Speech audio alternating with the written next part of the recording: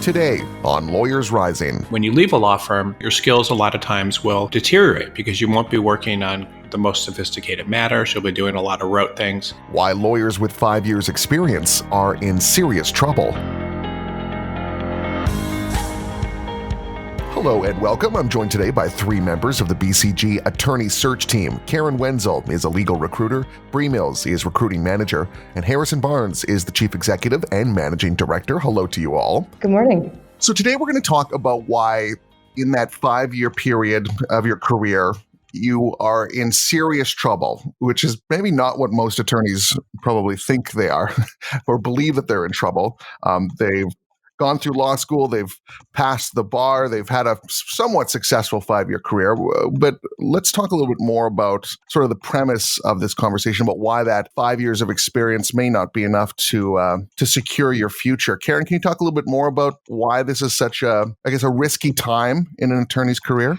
Absolutely. Well, I think the most important thing to understand is that, an attorney's job out of law school is to get into the best firm they can, prove themselves, learn as much as they can about their craft, learn from the best, show that they have the work ethic to do the work, and become a great attorney. But once you start getting to that 5, 6, 7-year mark as an associate, that's not the most important thing that you can do anymore. At that point, you're starting to look at partnership track and making partner at a firm. And the number one job of partners is to generate business and bring clients into the firm. And so I think sometimes attorneys come out of school and they work so hard and they do a great job at sort of that their first job out of school, but they don't make that transition, that shift that they need to start making around that 5, 6, 7-year mark. To really be thinking about that next stage of their careers and that next phase of their career. And the reality is that firms want attorneys who are at that level to be doing that. That's what they're supposed to be doing. That's the sign and hallmark of somebody who's going to continue to be successful. And so if you're not able to show that you're going to pivot and do that, many law firms are going to start having concerns over the future of your career, both your own firm, if they're not going to make you partner, and then if you decide you want to make a lateral move, those are going to be the kinds of questions that any future job is going to ask. And so we see that all the time with really stellar candidates at that sort of pivot point in their career. Harrison or Brie, do young attorneys that have about 5 years in under their belt, do they get a kind of sense of false confidence at this point in the career that can really derail them later on? I think so. I mean, law firms a lot of times will, an attorney becomes profitable after they have maybe 2 years of experience because they kind of know what they're doing. The law firms don't have to write off their time. And in some cases, an attorney can be profitable with more than 5 years of experience, and they can continue using them, for as long as 10 years, sometimes even. But once an attorney has about 5 years of experience, that they really shouldn't be that confident. The main issue is that their billing rate is competitive with partners, and a partner will make a lot more money if a partner does the work themselves generally than if they give it to a senior associate. And so when work slows down, if there's not enough work for the senior associate, then they'll often be the first to go. And they do not have a lot of security because you just have to remember that they're competitive anywhere they go with other senior with partners for work because the partners want to do work. So they're competitive with partners for work. So the law firm has to have a lot of work that it could give them. And in addition to being competitive with partners for work, they're also coming in a situation where there's other people competing to be partner at a law firm. There's just a lot of challenges, for someone to be, a senior associate without any business. Because if they don't have business, they really don't have any employment security. Okay, let's talk about some of the options that an attorney with somewhere between 5 and 7 years experience without a lot of work coming in, what options they have. Harrison, you prepared a list for us, 7 different options. I'd like to kind of go through them in turn, starting with go in-house. This is maybe the easiest and most obvious option maybe for an attorney in this position. Karen, Brie, or Harrison, I'll leave it to you. Can you describe a little bit more about why going in-house might be the best choice? Karen actually went in-house. So maybe Karen, you want to talk about your decision to do that and how that came about? Absolutely. Well, and so I wasn't exactly in this particular position we're talking about. I went in-house after about 2 years at a law firm. I had worked in corporate America prior to going to law school and had sort of had this idea that that was going to be my future career path, and didn't plan on staying at a firm long-term regardless. But I will say I talk to plenty of candidates all day, every day who are in this position, and they think in-house is the way to go. I mean, obviously the number one allure for the types of candidates we're talking about right now going in house is you don't have to have business. Your client is your employer is your client.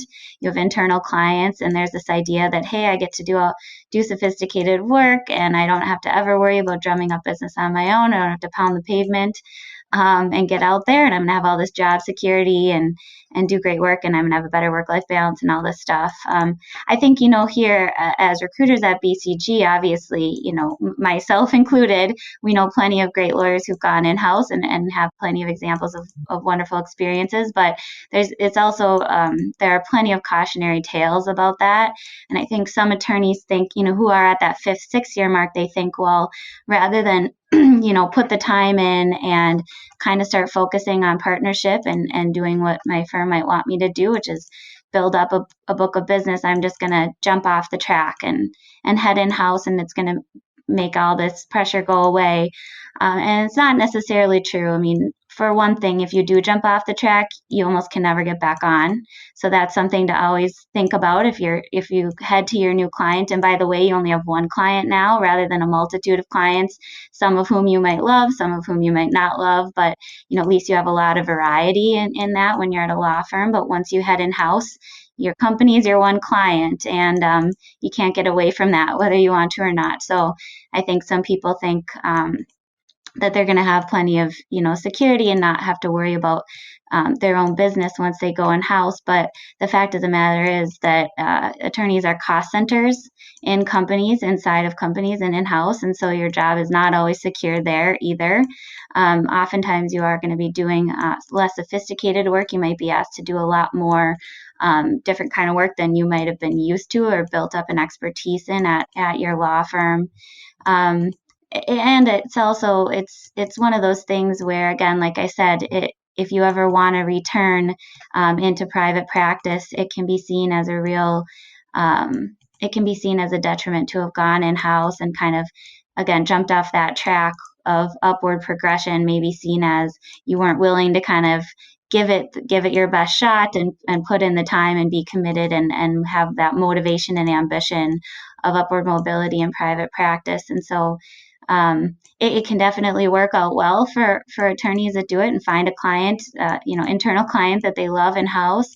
But I think some people make the decision too quickly when they're maybe struggling or worrying about building up that book of business at that pivot point when, they could otherwise find some great mentors or work through and stick at it at their firm or in another opportunity at a firm where maybe there's less rate pressure. The firm might be more excited about smaller types of clients you could bring in or what have you, rather than thinking that in-house is kind of the only way to go.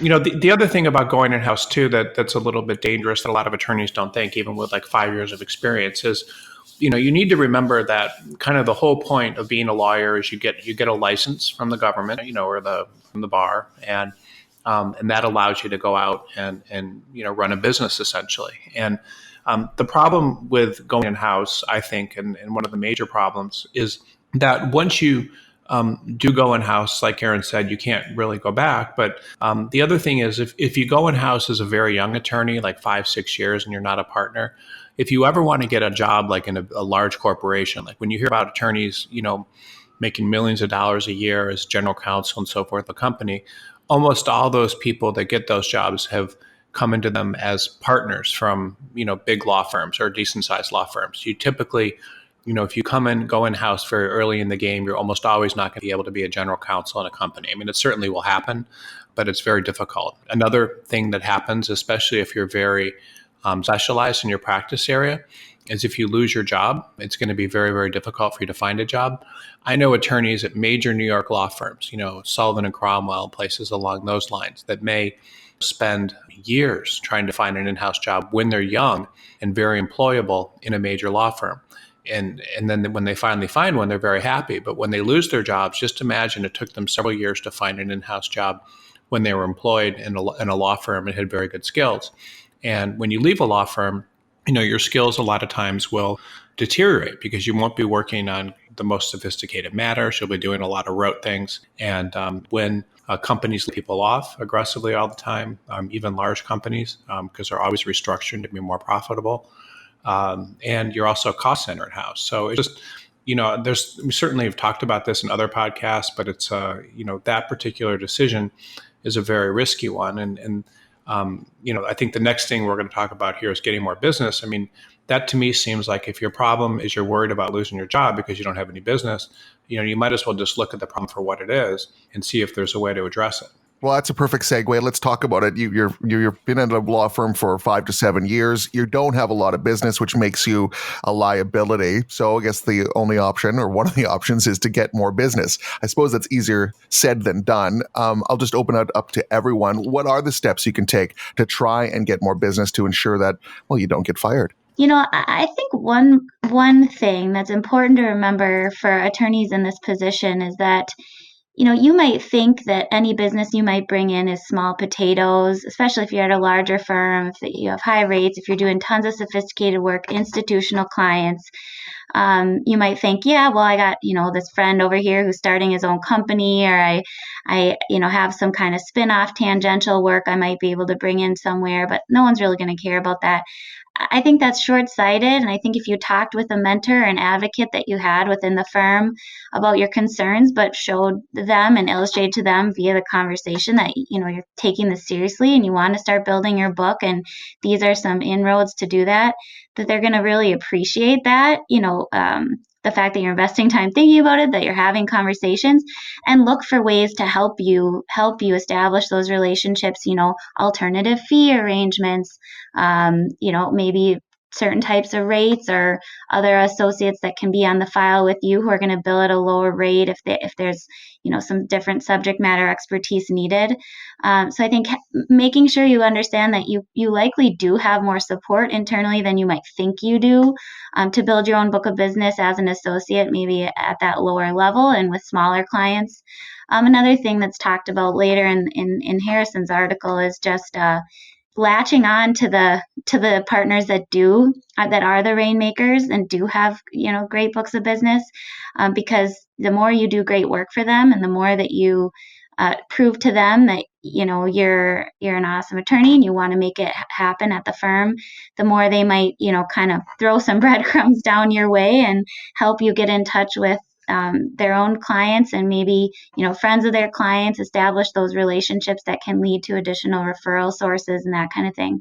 So those are a couple ways I think that you can sort of move forward in building your own book of business and feeling confident about it, even if you're at a large firm with a lot of institutional clients. Well, you mentioned something there, Karen, that I found interesting, that, if you're at a firm where one of the partners is getting tons of business, then obviously you want to gravitate towards that person in the hopes that you will get, as you say, some of those breadcrumbs. That seems fairly obvious to me, but the fact that you kind of have to outline this to people suggests that maybe it's not very obvious, or perhaps they don't know how to maneuver. It's kind of difficult to speak in generalized terms about how to develop those relationships. But again, I'll just open it up to everyone. What are some tips that you can give people to try and develop those relationships with the successful partners to ensure that you become indispensable? Yeah. So in terms of getting more business, I mean, when I was an associate, I think even when I was a second associate, I was able to, get $200,000 or $300,000 worth of business as a second year associate. And I really didn't find it too difficult. I mean, it was at a different time. But what happened to me was, first of all, if you put yourself out there as an attorney and everyone knows you're an attorney and everyone knows that you take the kind of stuff you do seriously, like a lot of attorneys are very kind of negative about being an attorney, and they talk to their friends in negative ways about it. But I was always very enthusiastic publicly. Like I always talked about how much I liked being an attorney, and I would talk to people about it. And I started getting referrals from actually friends of mine, just doing small projects for their companies, and they knew people and gave me small projects. But just being very positive about what you're doing publicly with people is important. And then the other thing that's important too is, like, a lot of times an attorney will be at a major law firm. So they'll be at Sidley and Austin, or a major law firm, where the law firms kind of only want large clients. And if a law firm only wants large clients, then maybe that's not the right law firm for you. You can make partner in a big law firm like Sidley and Austin, and without any business. I mean, they might pay you $800,000 a year. I mean, it's true. Or Paul Hastings, or a lot of these firms, you can $850,000 with no business. But there's never stability in those jobs. I mean, they'll always let you go. I have one candidate right now that was a litigator at Sidley and Austin, and she made partner there without any business, and was making $850,000 a year. Then she took an in-house job and was making, after she lost her job, and was making, maybe $180,000 a year. And now she's willing to take anything paying more than $120,000 in New York City. So you can kind of get a sense that, even if you make partner in these firms, it's very, very dangerous. And I see that sort of thing all the time. So you really need to constantly be generating business. And the best thing you could do, in my opinion, is a lot of times just to go to, like a smaller firm, if you don't feel like there's going to be long-term stability. So once you have, a lot of business, then you have the ability to kind of control your career, because people are constantly giving you work, and you're not dependent upon one firm or a company if you go in-house to get work. And, so having as much work as possible is very important. Karen or Brie, do you want to add anything to that? Yeah, I just wanted to touch on a point that Karen made about sort of thinking about, you have some small potato clients and you maybe don't want to bring them in. It's not that big, multi-million-dollar case that your law firm might be expecting. But a lot of times I have heard from law firm partners directly that they just want to see that you have the chops to build business. So it's kind of just about building momentum and bringing that first client in, because law firm partners will see that as that you have the ability to close business and bring business in. So it's not necessarily being that you're bringing in a huge client. And, sometimes you can even bring in clients.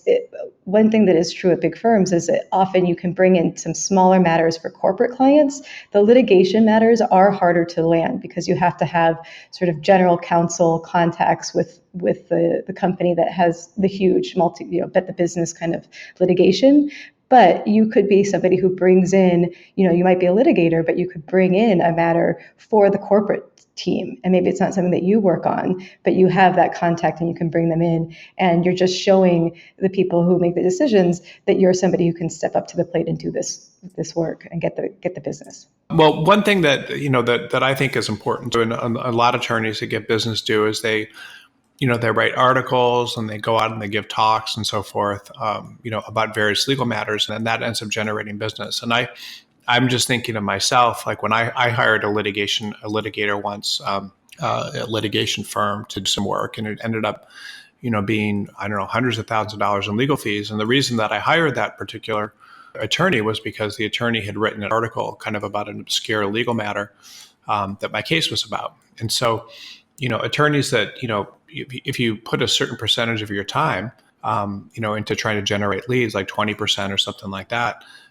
you're going to be more likely to, and that's probably quite a bit, even 5% would be a lot, but you're going to be much more likely to be able to get business. And a couple, small things I just wanted to add is I remember, like John Quinn, that, I started a firm called Quinn & Manuel, and there were like maybe 40 attorneys there. And now that firm, does over $1 billion in revenue, and it's just this giant powerhouse. But John Quinn was the type of person that, there's different types of attorneys out there, but when he would meet people in the legal community, he would tell them, if you give me this case, I'm going to eat, sleep, and drink, and, think nothing about it, all the time. And, and he meant it, and, and even in, and I was talking to another attorney I know, and even, when he did take the cases, he would do that, and he would, take, stimulants and stuff, I guess, if he needed to, according to an attorney I know. And I don't say that in a negative way. I just think he's doing everything he can, and he believes in it. So if you can kind of communicate that to potential clients, and people believe that you're very enthusiastic, you're going to do well. If you're out there and you're, doing things like we're doing, like, we're doing podcasts and I write articles, and because we're enthusiastic about the subject matter, if you're enthusiastic about your subject matter and it comes across, then people are going to want to hire you, because many attorneys are just kind of blasé and blah. And, But if you really believe in what you're doing, and you're out there in the legal community, then people, more people are going to want to hire you. Brie, did you want to jump in there?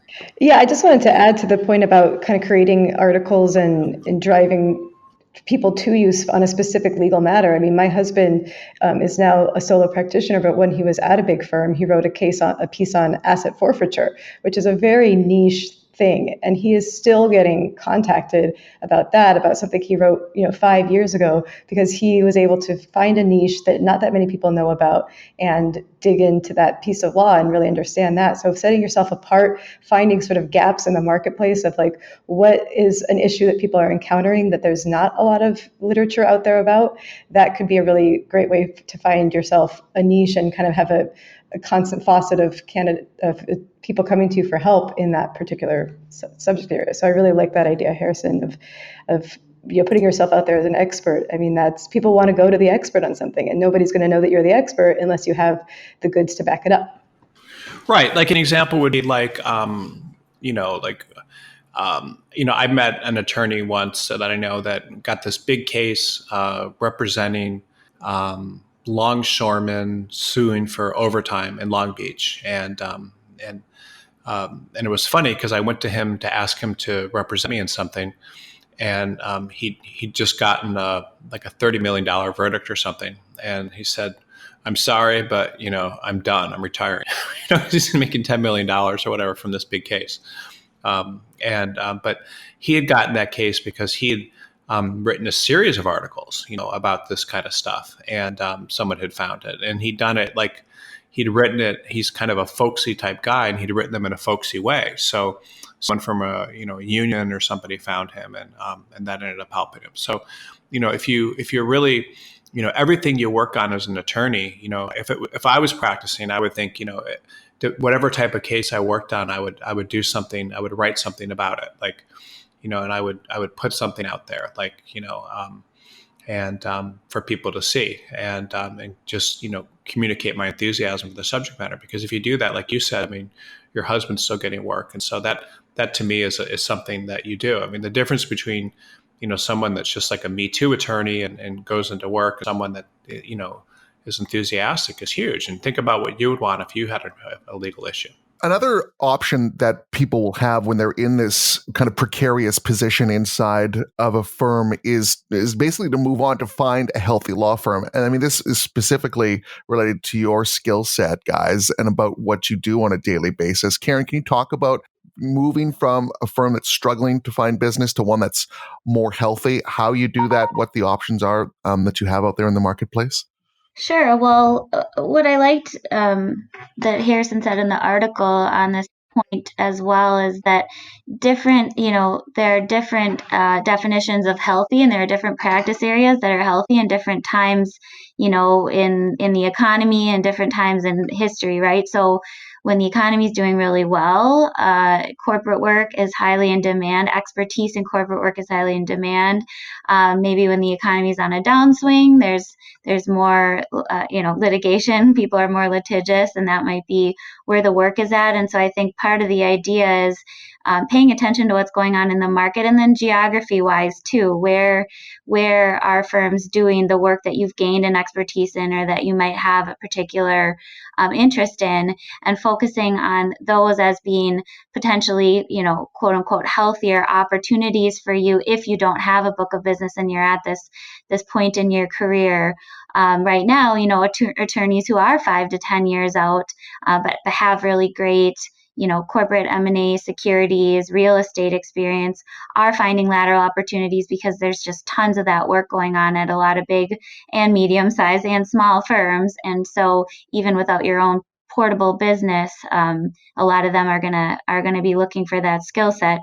That's not always the case, but paying attention and recognizing when that is the case and when those might be opportune times for you to make a move is really important. Similarly, geography-wise, figuring out where the work is being done. Maybe smaller regional markets have a higher demand for somebody with a niche or unique skill set, or a broad skill set that, might be kind of, ubiquitous in a larger market.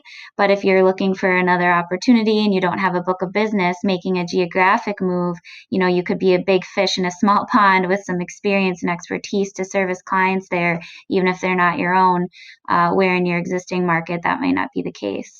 Yeah, I agree with that. And, one of the things that has always been interesting to me is during recessions, a lot of times our recruiters in certain markets will do much better. I remember during the last recession, the recruiters that we had in Chicago actually had a better year, in 2008, 9, and 10 than they'd had in 2007.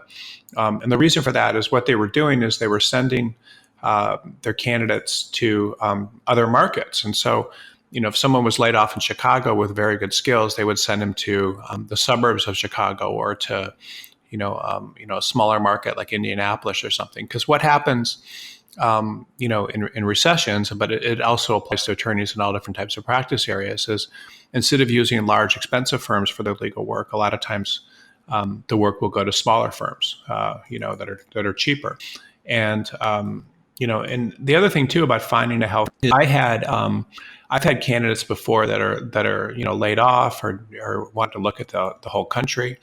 And when you look at the whole country, like she said, there's just different markets. I mean, you can be a partner in some markets without any business. I mean, I have one example would be I have ERISA attorneys all the time that don't have any business, and there's always firms that are willing to hire that have big, have a couple of big clients that are ERISA, and they always need a senior person like a partner to manage the business. And then there's always firms that, even for litigators in different parts of the country, Orange County is one of them, and California, that are happy to hire senior litigators because they have so much work. They just need people to run the cases. Or there's people, for almost all practice areas, a sophisticated corporate attorney that knows how to do bonds and so forth could be in demand. I've got one now, I think, interviewing in Omaha. So there's just, you have to, the objective of an attorney is to go out always and to try to find as much work as possible. And there's always going to be firms that need people without any business. The problem is, and I've placed a lot of people, for example, in Detroit, like very sophisticated corporate attorneys. The same thing goes with IP attorneys. If an IP attorney looks all over the country. So pretty much every practice area, is going to be something where, you can find additional work. Even if you're senior, if you're willing to look. The issue is you have to be, geographically flexible. And, in attorneys, a lot of times will get settled in a certain area, but I mean, that's, it's what you chose to do as being an attorney. And so if you chose that as a profession, you have to realize that you're probably going to have to relocate, and make that a condition of your employment. You may have to relocate if you're in-house, if you want to be in-house, or you may have to relocate to stay employed. So I tell everyone to, make sure you're looking at as many geographic areas as possible, because if you don't, you're making a huge mistake. Brie, can it be difficult to convince your clients to be able to move, to go to another part of the country if they just aren't getting enough work where they are currently? Yeah, absolutely. I mean, obviously there are many, many different reasons why people choose to live and work, in the regions that they do, family, kids, where they went to law school, professional connections, and all those kinds of things.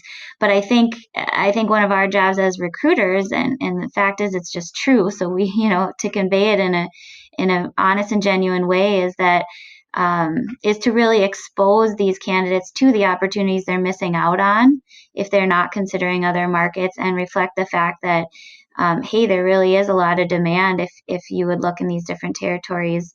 I think sometimes people, they have tunnel vision and they're seeing what they're seeing in their current market, and they just believe that's the case everywhere. And it's just not true. So the more you can, once you find somebody a possible opportunity or an inroad for a dialogue or a conversation elsewhere, they start realizing that, that you're right, and that, success breeds on itself. But yeah, so I mean, sometimes we talk to candidates, and for whatever reason, they're not going to be open to looking elsewhere. But I think, the more open someone can be, and the more opportunities they're going to see, and the more excited they're going to end up being about the possibilities in a greater geographical landscape. Another option is to look inside your law firm to try and generate more business. And that really demands finding an advocate, someone that you can basically become friendly with, that can provide you with more opportunity inside the firm. Again, kind of easier said than done, but I'll leave it to everyone to kind of pick it up. Yeah, I was just going to say, I think the part about, I guess what I took away from this point as well is, in addition to kind of what I mentioned earlier about working with a rainmaker and they can show you how it's done, and maybe there'll be some trickle down to make your, to start developing your own book of business, to have those relationships with offshoots and referral sources and that kind of thing. But I think, at least what I think is another valid point on this part of the article is that if you're in that position at 5, 6, 7 years out, you don't have a book of business, you're wondering, if your job's going to be stable, latching on to those rainmakers, those attorneys who have like loads and loads of business, if you can get one of those to love you and find you indispensable, even as their right hand man, even if you don't develop your own book of business in your own name, sometimes those people are going to bring you along for the ride for decades. I mean, I've seen it happen with whole groups of associates and a partner, certainly administrative staff, partners who are rainmakers who are going to bring business elsewhere always get to bring along their assistants, their paralegals that they love. Like, they have the people that they want to do their work. And so it can be an avenue for job security over time, even if you don't have, you didn't do the step we talked about earlier, which is build your own book of business. Yeah, I agree. I mean, I think, getting an advocate for yourself is really, especially if you're in a big firm, with lots of business, where it's very difficult to bring in clients, because you need to bring in kind of major clients that are willing to bill a lot of money.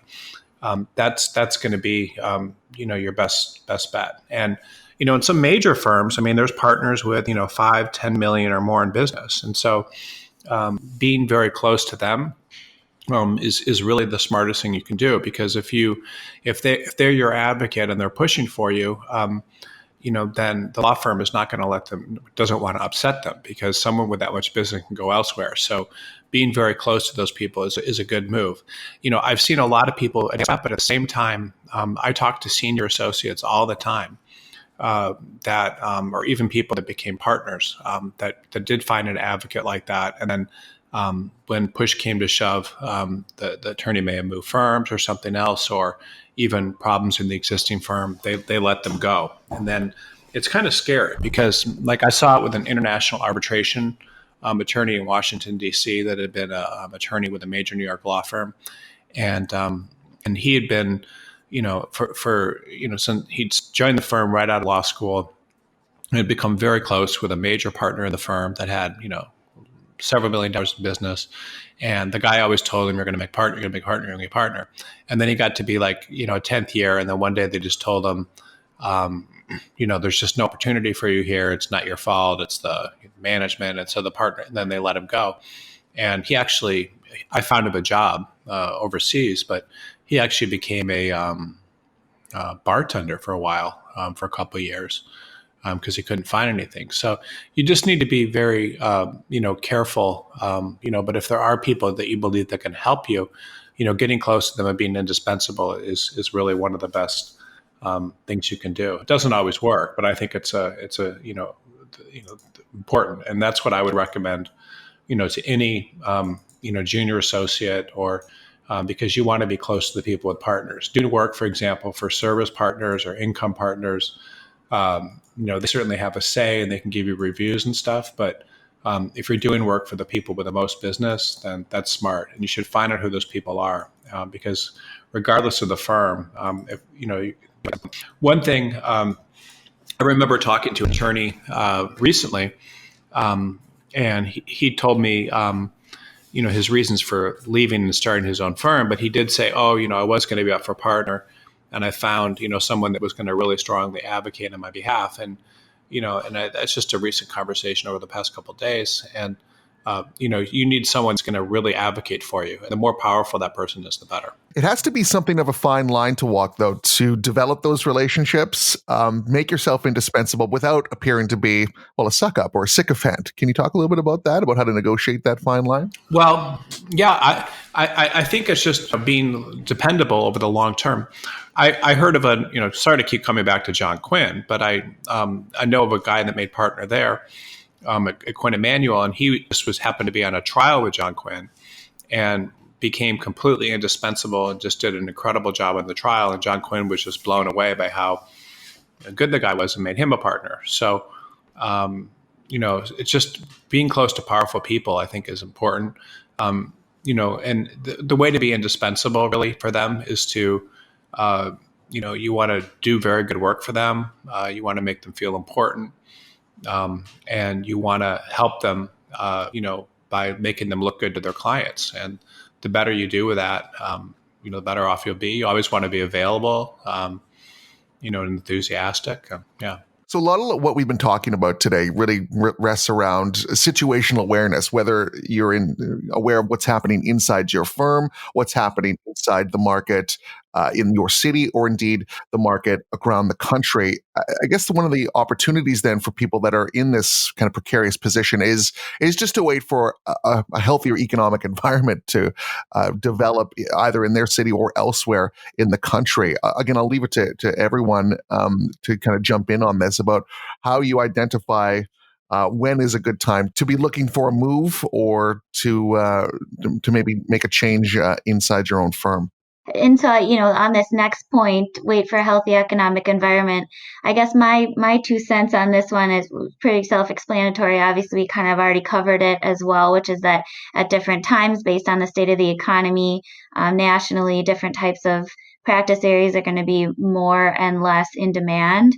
I think an important thing, and Harrison just gave the example of someone who worked as a bartender for a couple of years, and it sounds like maybe he landed on his feet somewhere and is practicing again. But I think one of the most important things, at least in this context, is while you're waiting out the market, or if you're kind of thinking, okay, I'm not going to be able to develop business, but I do think my skill set's going to be in demand at one point or another here in the coming 5, 8, 10 years, is keep working.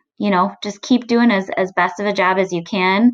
Keep a job, keep a lawyer job, don't give up and quit, because I think we often see candidates who, get scared or spooked or feel that they're getting some criticism because they don't have business, or, feeling like they're getting pushed out or something like that. And they throw in the towel. And I think if you can, truly wait it out while continuing to work as hard as you possibly can, or at least keep your foot in any kind of legal job, you're going to have much better odds coming out on the other side. Sure. Yeah. I mean, you always, if the environment's not healthy, in a healthy economic environment, a more senior person can work, especially if they're in a niche. It's weird how things change. I mean, they can change very, very quickly. Like, litigation a couple of years ago was a really bad practice area, and litigators couldn't find jobs. And a lot of it had to do with the fact that, that there were too many litigators, because most people went into litigation during the recession. All of a sudden, that problem was solved, and because more, they became senior, and kind of those people were gone, and then litigation became popular. So a lot of times it's just you have to wait for the environment. Different practice areas are in demand at different points in time. An example would be trademark law. Trademark during a good economy, when people are starting businesses and so forth, is a very active practice area. But unfortunately, that's not always the case. So when the market slows down, trademark is not a good practice area. And there's hardly any trademark jobs in the country. There might be literally like 2 or 3 when the market's slow. And then when the market's good, there could be like hundreds, so a lot of times you just have to have the right economic environment. Brie, you've probably seen a lot of shifts in the various fields of law in the various parts of the country over time. Can you talk a little bit about that, about how it ebbs and flows, and about how one really needs to keep their eye on that market in order to try and succeed? Yeah, I mean, I think we've covered it pretty much, but for example, talking about corporate work being very big in good economic times, and then on the other side, bankruptcy all of a sudden heats up when the economy starts to crash. So bankruptcy is definitely a practice area that is either kind of hopping or it's not. And so bankruptcy attorneys definitely have to find a place where they can kind of stay in stasis until they have an opportunity to make a move, because that bankruptcy work can definitely slow down. And tax work we see slowing down. We're really not seeing much activity in the tax market right now, but it's starting to pick back up again. So I think kind of like what Karen said, it's just continue to be an asset and stay in place and shelter until your practice area is marketable. If you really don't want to be at your firm, you really have to wait for the economic conditions to be right. Karen, there is probably a more difficult conversation that an attorney needs to have with themselves if they aren't succeeding at, say, a very successful, high-class, big city law firm, that maybe they need to consider downgrading somewhat or go out on their own. Can you talk about that, I guess, very honest conversation that some attorneys need to have with themselves? Sure, absolutely. I think one of the most important things when you're having that conversation with yourself is not to couch it in a completely negative light. I think you come out of law school, every student, most law students are head into school wanting to succeed. They are motivated, ambitious individuals. They're excited about this career path that they're choosing, and getting a job at the best and brightest and highest paying firm is like the big ticket, the golden ticket for everyone, at least in their dreams. And I think the idea that might not work out for you and you might need to make a change can be a hard pill to swallow at first. But the fact of the matter is there are plenty of attorneys who seek refuge from big law and move into more mid-market firms or even smaller market firms and find that they love it, and that their quality of life might be better. The types of clients that they're working with, they might find more meaning, in their work and passion in their work. They might be, being able to build their own books of business when they hadn't been able to at the larger firm. And so I think just, like Harrison talked about earlier too, kind of being positive and thinking about a move like that as something exciting and different and something that could really work for your career. I mean, the same would go for hanging out a shingle, so to speak, or starting your own practice. Obviously, that's incredibly risky as well, but there are plenty of people who find they love being their own bosses. They love picking and choosing which clients they get to work with, which clients they want to work with, if they can find the business. And so there are just a lot of positive aspects to making kind of a downshift, if you see it that way, in your career at a pivot point like this, that could really lead to a future in a career that you love for a long time, or kind of get you by and get you some more skills and experience while you're maybe working your way back up then to a large firm down the road. Well, and the other thing too, I think that a lot of attorneys, don't think about is, that they're worried about the salaries of large law firms and kind of the presumed prestige of a large law firm, but they're not necessarily thinking about their future, because if you go to a smaller law firm, you may have a lot more stability. Your qualifications may make you a big fish in a small pond, and you may also be a lot easier to generate business. So it's always a good idea to look at smaller law firms, and smaller law firms, of course. All large law firms started out as smaller law firms. So one of the smartest things you can do is try to find a firm that looks like it's growing and going in that direction. And they're all over. I mean, they're in, those big law firms are kind of starting, as small law firms all the time. And they're usually pretty easy to spot. They tend to be, comprised of people that have jumped out of big law firms and are, taking clients with them and doing things a little differently, and growing. There's just, all sorts of things, reasons that they start, and they're very easy to find. They tend to be, they start out as boutiques and then they grow. So an attorney you can always find those types of firms. But the most important thing really that an attorney needs to understand, when I work with an attorney, I will always try to get them to apply to lots and lots of law firms, and because a lot of times, you just never know what's going to be the best firm for you, or how an individual firm is going to be, because there's all sorts of opportunities that you're just never going to find. One story that I tell quite frequently is I had a girl that was working for one of our companies, and she was making maybe $20 an hour as a writer, and I found out that she had a associate in a major New York law firm several years earlier, and then had stopped practicing law due to some health conditions that the job brought on because it was so stressful. And they weren't psychological or anything; they were actually real health conditions. And because she'd been working so hard, and so I talked her into applying to some firms, and I helped her apply to firms all over the country.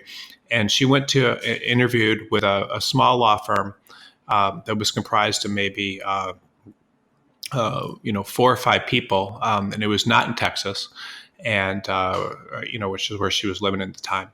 And the firm, after they interviewed her, she thought the firm seemed too small. The desk and so forth weren't nice. It didn't look like a nice building. And she didn't think the law firm would pay very much, even more than the $20 an hour she was making working for me. And the firm turned around and told her that. And I said, well, how much would the position pay? Because the law firm didn't think she was interested. And they said, well, she would be billing out at $500 an hour. And all the attorneys that work for us get half of what they bill. So she was literally going to a job that was paying $250 an hour with more than 2,000 hours worth of work a year. It was just plenty of work. And, so it completely changed her life. And it was a small law firm that I didn't even know about. I just knew, I knew that they had a lot of work in this person's practice area. So, looking at smaller law firms a lot of times can make a huge difference in your career, and you can do very, very well. And, so it's important. Yeah. And I think something else that's a big benefit of, especially if you're moving from a big law firm to a smaller law firm, is the referrals that you can get from your colleagues at the big law firm. I mean, endlessly, day in, day out, when you're at a big law firm, emails come around from your colleagues that say, hey, does anybody know a good lawyer who does this? It's a matter that's too small for that big law firm to take on. But they are looking for qualified and good attorneys because they're going to be giving a recommendation to their client or their client's friend or something. And so, having those good relationships with that firm, being able to move to a smaller firm, all of a sudden you get that waterfall from the bigger firm of recommendations and referrals. So, you can always, that's a different way to leverage your qualifications and time at the big firm into, potentially making money down the line at a smaller firm. Karen mentioned something that I found interesting. It's probably worth an episode unto itself, which is the decision of whether or not to strike out on your own, to start your own practice. I don't know if we could just go around the horn real quick and just talk a little bit about that, about what factors you need to weigh before you make that very serious decision, or indeed maybe why they shouldn't make that very serious decision. Well, I know that, Brie, your husband started his own practice, right? Yeah, he did. And it was definitely a big decision, and it's a very scary thing. And I think what you have to think about first is where you're going to get those clients. Because if you don't, definitely a personality type to starting your own firm, and you're a one-man shop. So you have to be doing everything yourself. So you have to be able to appeal. You're going to be the point of contact with your client. So you have to be a really good people person, I think, is the first thing. I mean, my husband is able to engender just a lot of faith in him just because he's great talking with people. He inspires a lot of confidence. So you have to have that kind of personality. And you have to have some idea of where you're going to start with getting business. And whether that's that you have to figure out what kind of niche you're going to have that's going to be a little bit unique, that you can, anytime anybody has problem X, they think of you. And that you continue to foster those relationships with everybody that you've worked with, at any firms that you've worked with, anybody in your law school that you went to law school with. Just fostering and maintaining those relationships needs to be sort of priority one, because you can't just kind of go out there and put up a website and hope you're going to get people. It's going to be a much more of a word of mouth thing, and you've got to have the complete confidence to handle a case from top to bottom, which a lot of times you don't get that full scope of experience when you're at a big firm and you're only kind of doing one part of the work. So kind of getting yourself ramped up and to be able to know that you can take this from intake to drafting the complaint if you're like a litigator, to doing the trial, to doing the whole thing, and have the confidence to do that. Does anyone else want to jump in on that point before we move on? I mean, I think, well, just for a lot of attorneys, starting your own business is a very smart thing to do, especially like Brie said, if you have a good niche. So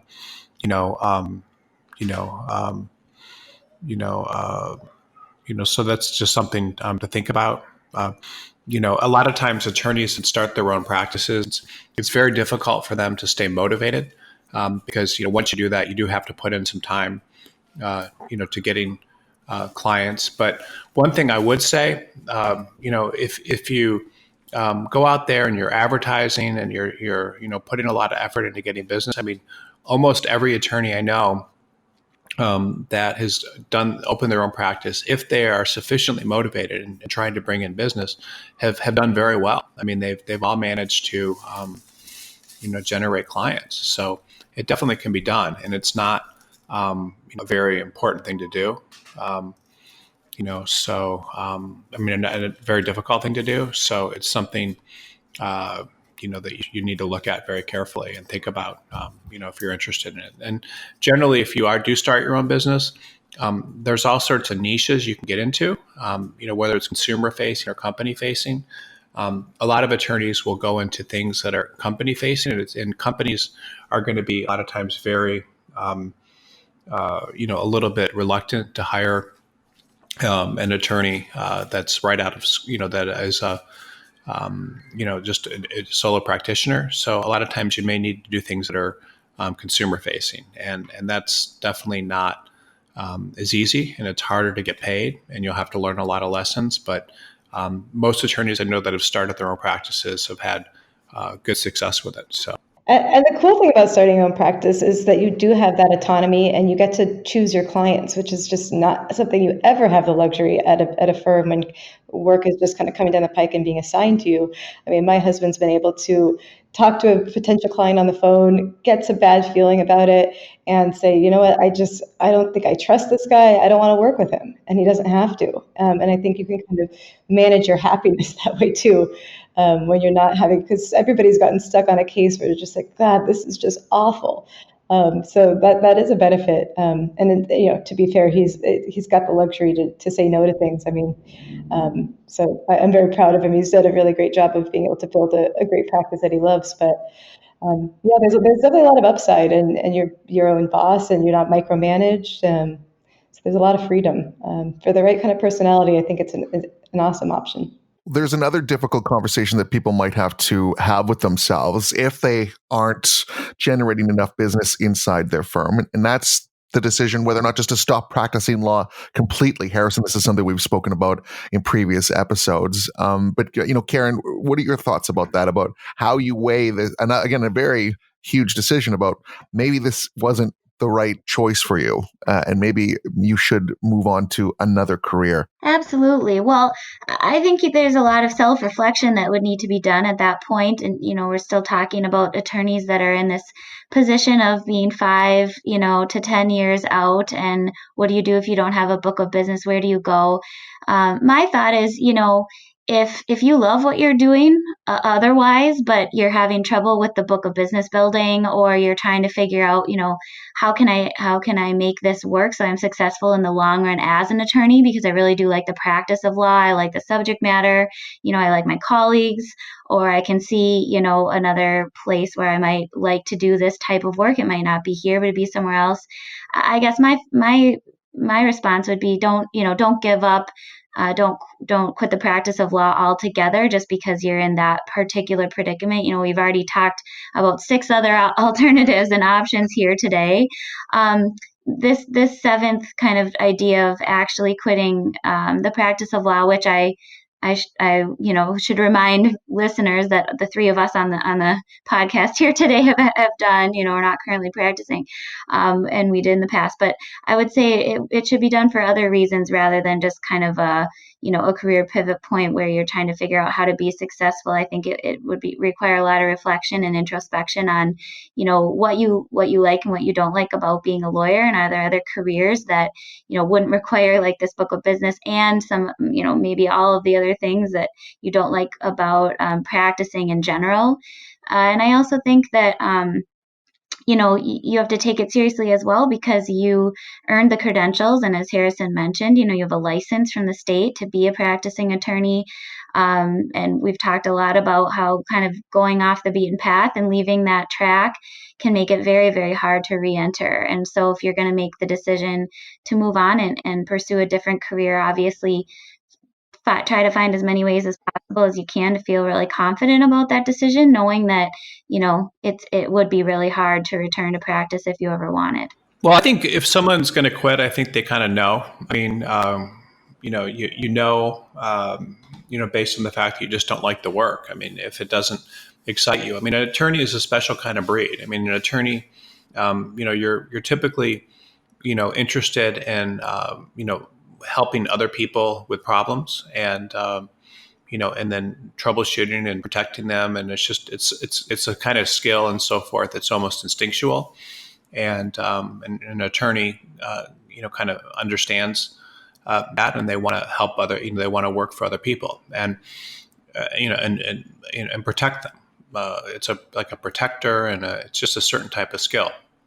And if you don't feel the drive to do that, and you feel that you're more interested in doing other things, then you should. I mean, attorneys can be writers, they can be politicians, they can do all sorts of things that don't involve practicing law, because practicing law ultimately is, it's a very, it's just something that either appeals to you or doesn't. And some people get a lot of excitement out of being involved in helping a company with a transaction or litigating a case or something, but other people don't. And if you don't, you know it. I mean, it's not, no one needs to tell you that you have to drop out of practicing law. If there's something you do it. And I talk to attorneys all the time, that would never think of doing anything differently. It's just what they want to do and they're excited about.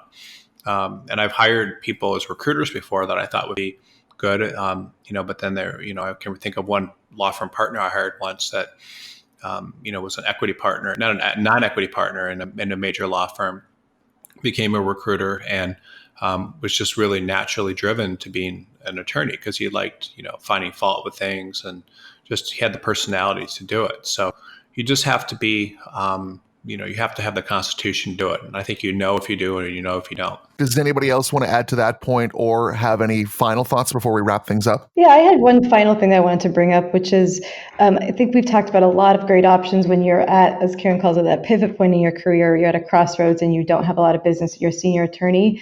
One mistake that we often see candidates making is that they are maybe 5, 6, 7 years out, and they start applying to jobs that require 1 to 2 or 2 to 3 years of experience, thinking that I'm willing to take the pay for that kind of level of experience, even though I actually have more. So the law firm should be getting a great deal if they hire me. That is not a good approach. I think we've talked about a lot of different ways to kind of pivot within your career and make that right lateral move where you're still maintaining that level of seniority. It's really not a great move to try to kind of downgrade your level to a more junior associate level, because law firms really don't want that. When they want 1 to 2 years experience, they want that for a reason. They want people who are new in their career and hungry and people they could mold. So don't try to reposition yourself as being some kind of a great deal and a bargain at this price, because that's not how you'll be perceived. Yeah, I completely agree with Brie, and along those same lines, I was going to say something similar or tangential, which is just essentially, don't get caught flat-footed by this issue, and don't be surprised that it is an issue. I think having your eyes wide open and recognizing that this is the way that firms work and the way they're going to see you at that point in your career is really important. I mean, I can't tell you how many attorneys I speak with who are in that, 5, 6, 7, 8 year range, who are so surprised, that they wouldn't be able to make a lateral move either, as Brie said, by kind of taking a haircut on their class level or coming in somewhere else with their level of experience because they think, hey, someone's going to see me as a bargain. I have this great background and expertise. And so I think just the sooner that you recognize that this is what's going to be coming up in your career, sooner than you think it is when you're out, first year, second year, third year lawyer, just the better positioned you're going to be to assess what you're going to do about it and take some of these steps that we've talked about here today. Thanks, everyone. Thanks, Danny. My thanks to Karen Wenzel, Brie Mills, and Harrison Barnes. If you're an attorney looking for a change, go to bcgsearch.com.